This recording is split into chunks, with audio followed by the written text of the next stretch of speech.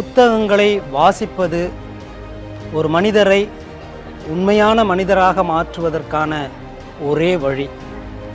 புத்தகங்கள் தான் அறிவை பெருக்குவதோடு பண்பாட்டையும் மனிதர்களுக்கு உருவாக்குகிறது. மொழி ஆளுமையை வளர்ப்பதற்கும் மொழி பற்றை உருவாக்குவதற்கும் வாசிப்பு என்பது ஏராளமான அறிவை வளப்படுத்துவதற்கான ஒரு வழி. சென்னையில் 49வது புத்தக திருவிழா நடக்க இருக்கிறது. ஏராளமான புத்தகங்கள் உங்களுக்காக கொட்டி கிடக்கின்றன.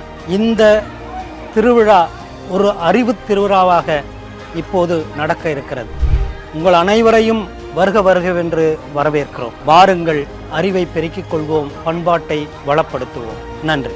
49வது சென்னை புத்தக காட்சி உங்களை அன்புடன் வரவேற்கிறது. புத்தகங்கள் பேசட்டும், அறிவு பரவட்டும்.